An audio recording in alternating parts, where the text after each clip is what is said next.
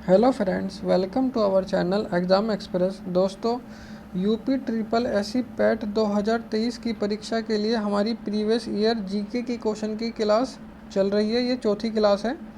अगर आपने बाकी 3 क्लास नहीं देखी हों तो आप हमारे चैनल पर आकर देख सकते हैं। वीडियो का लिंक आपको इस वीडियो के डिस्क्रिप्शन में भी मिल जाएगा। चलिए शुरू करते हैं बिना किसी देरी के क्लास को। पहला क्वेश्चन है, निम्नलिखित में से किसे भारत में हरित क्रांति के जनक के रूप में जाना जाता है? तो इसका सही उत्तर है आपका MS स्वामीनाथन। अगर बात करें हरित क्रांति की, तो हरित क्रांति की शुरुआत 1965 से 1968 के बीच में भारत में हुई, 1965 से 1968।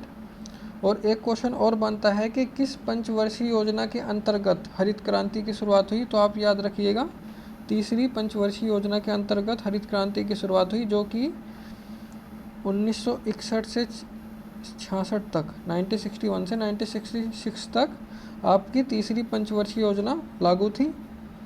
इसके अलावा अगर हम ऑप्शन से बात करें, वर्गीस कुरियन को श्वेत क्रांति का जनक कहा जाता है, जिसे ऑपरेशन फ्लड भी कहते हैं, जो कि 1970 में शुरुआत हुई, जिसकी ऑपरेशन फ्लड की, जिसके जनक के रूप में वर्गीस कुरियन को जाना जाता है। और इनको मिल्क मैन ऑफ इंडिया के नाम से भी जाना जाता है। तो आप याद रखेंगे, अगर हरित क्रांति की जनक के बारे में पूछें तो स्वामीनाथन, और अगर श्वेत क्रांति के जनक के बारे में पूछें तो वर्गीस कुरियन। नेक्स्ट क्वेश्चन की तरफ चलते हैं। नेक्स्ट क्वेश्चन है दोस्तों, भारतीय संविधान में DPSP राज्य के नीति निर्देशक सिद्धांत निम्नलिखित में से किस देश के संविधान से प्रेरित हैं या फिर लिए गए हैं? तो इसका सही उत्तर है आपका आयरलैंड। DPSP की बात करें दोस्तों, तो ये हमारे संविधान के भाग 4 में है। संविधान के भाग 4 में अनुच्छेद 36 से 51 तक DPSP हैं। इसके अलावा अगर ऑप्शन से बात करें तो USA से लिए गए हैं मौलिक अधिकार, रूस से लिए गए हैं मौलिक कर्तव्य, और जर्मनी से लिया गया है राष्ट्रीय आपातकाल। आपातकाल की बात करें दोस्तों, अनुच्छेद 352, 356 और 360। तो जो ये राष्ट्रीय और राजकीय आपातकाल है, ये लिए गए हैं जर्मनी से, और जो 360 में जो वित्तीय आपातकाल है वो लिया गया है आपका USA से। तो आप इसे याद रखेंगे। चलते हैं नेक्स्ट क्वेश्चन की तरफ। नेक्स्ट क्वेश्चन है दोस्तों, भारतीय संविधान के अनुच्छेद 19 में कौन सा अधिकार शामिल है? इम्पोर्टेंट क्वेश्चन है दोस्तों। इसका सही उत्तर है स्वतंत्रता का अधिकार, आर्टिकल 19, अनुच्छेद 19 में जो है। अगर ऑप्शन से बात करें, संवैधानिक उपचारों का अधिकार, जिसे संविधान की आत्मा भी कहते हैं दोस्तों, तो अनुच्छेद 32 में। शोषण के विरुद्ध अधिकार की बात करें तो अनुच्छेद 23 और 24। और अगर समानता के अधिकार की बात करें तो अनुच्छेद 14। आप याद रखेंगे, आर्टिकल 14। चलते हैं नेक्स्ट क्वेश्चन की तरफ। नेक्स्ट क्वेश्चन है दोस्तों, 1 हॉर्स पावर में लगभग कितने वाट होते हैं? तो अगर पावर की SI यूनिट की बात करें वो होती है वाट। तो आप एक क्वेश्चन तो ये याद रखिएगा। और 1 हॉर्स पावर में 746 आपके वाट होते हैं। अगर और SI यूनिट की बात करें तो टाइम की SI यूनिट सेकंड होती है, लेंथ की मीटर, मास की किलोग्राम, इलेक्ट्रिक करंट कई बार पूछा गया है, एम्पियर होती है, टेम्परेचर की आपकी केल्विन, और मोल ऑफ सब्सटेंस अमाउंट जिसकी मोल होती है, और लुमिनस इंटेंसिटी की आपकी कैंडला होती है। तो आप इसे याद रखेंगे। चलते हैं नेक्स्ट क्वेश्चन की तरफ। नेक्स्ट क्वेश्चन है दोस्तों, पायरिया निम्नलिखित में से किसका रोग है? तो इसका सही उत्तर है आपका मसूड़ों का। मसूड़ों का जो रोग है पायरिया, आप सब जानते भी होंगे इसके बारे में। इसके अलावा अगर बात करें हम लीवर की, तो आपने एक रोग सुना होगा जिसे बोलते हैं पीलिया कहते हैं, या फिर जॉन्डिस कहते हैं। तो जॉन्डिस आपका लीवर में होता है, इसे आप याद रखेंगे, कई बार एग्ज़ाम में पूछा गया है जॉन्डिस के बारे में। चलते हैं नेक्स्ट क्वेश्चन की तरफ। नेक्स्ट क्वेश्चन है आपका, भारत की पंचायती राज व्यवस्था में कितने स्तर हैं? तो जैसे कि आप इमेज में देख सकते हैं, डिस्ट्रिक्ट लेवल, ब्लॉक लेवल और विलेज लेवल। तो इसका सही उत्तर है 3। भारत की पंचायती राज व्यवस्था में 3 स्तर हैं, आप याद रखिएगा। चलते हैं नेक्स्ट क्वेश्चन की तरफ। नेक्स्ट क्वेश्चन है दोस्तों, इंपॉर्टेंट क्वेश्चन है, कई बार एग्जाम में आया है। निम्नलिखित में से कौन सा एसिड कार बैटरियों में प्रयोग किया जाता है? इसका सही उत्तर है सल्फ्यूरिक एसिड। इसका आप फॉर्मूला याद रखेंगे, H2SO4 कहा जाता है सल्फ्यूरिक एसिड को, जो कि आपकी कार बैटरी वगैरह में इस्तेमाल किया जाता है। इसके अलावा जो ये आपका हाइड्रोक्लोरिक एसिड है, इसे HCl कहते हैं, इसे भी आप याद रखिएगा। चलते हैं नेक्स्ट क्वेश्चन की तरफ। नेक्स्ट क्वेश्चन इंपॉर्टेंट है दोस्तों।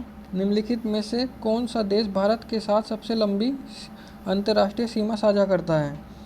तो जैसे कि आप इमेज में देख सकते हैं, बांग्लादेश 3 तरफ से भारत के साथ सीमा साझा करता है, तो इसका सही उत्तर हो जाएगा आपका बांग्लादेश। इसके अलावा एक क्वेश्चन और पूछा जाता है कि भारत के कितने राज्य बांग्लादेश के साथ सीमा साझा करते हैं?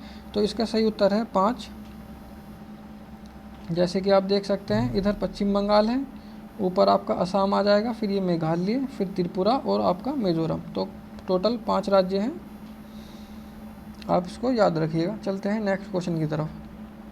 नेक्स्ट क्वेश्चन है, निम्नलिखित में से कौन सी इजराइल की राजधानी है? राजधानी से क्वेश्चन है दोस्तों। मैप में आप इजराइल देख सकते हैं।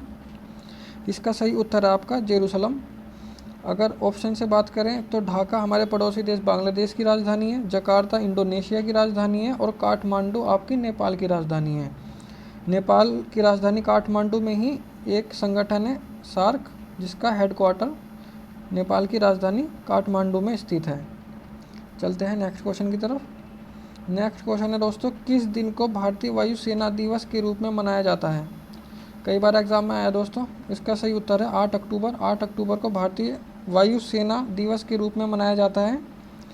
अगर ऑप्शन से बात करें और तो 2 अक्टूबर को गांधी जयंती, जिसको हम अहिंसा दिवस के रूप में मनाया जाता है। और अगर 21 जून की बात करें तो अंतर्राष्ट्रीय योगा दिवस।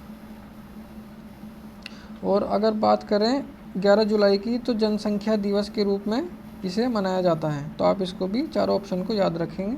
चलते हैं नेक्स्ट क्वेश्चन की तरफ। नेक्स्ट क्वेश्चन इंपॉर्टेंट क्वेश्चन, निम्नलिखित में से भारत का स्कॉटलैंड भी कहा जाता है? किस स्थान को भारत का स्कॉटलैंड कहा जाता है? तो इसका सही उत्तर है कुर्ग। यह आपका कर्नाटक में पड़ता है, तो आप इसको याद रखेंगे।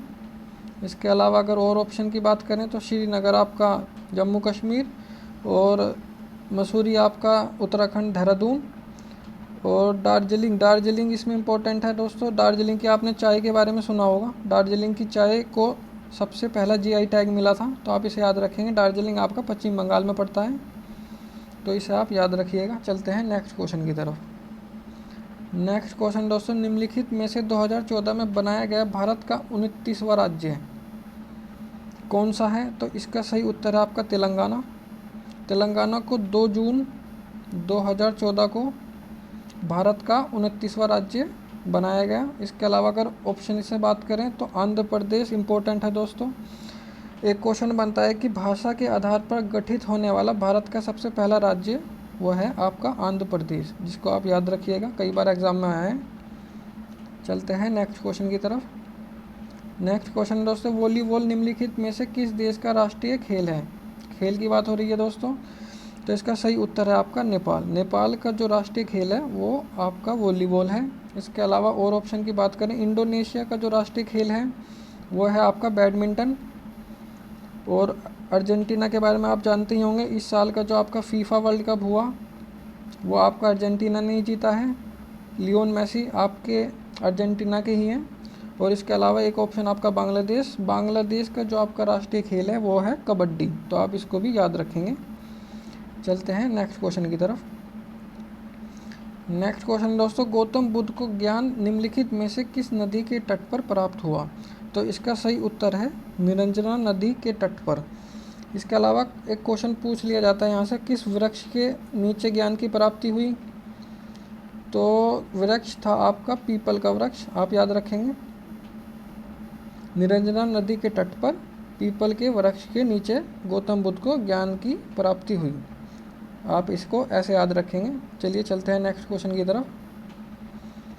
नेक्स्ट क्वेश्चन है दोस्तों, निम्नलिखित में से किस सेना की ताकत छापामार या फिर गुरिल्ला युद्ध रणनीति, आपने सुना होगा गुरिल्ला युद्ध रणनीति किस सेना की एक ताकत थी? तो इसका सही उत्तर आपका हो जाएगा मराठा।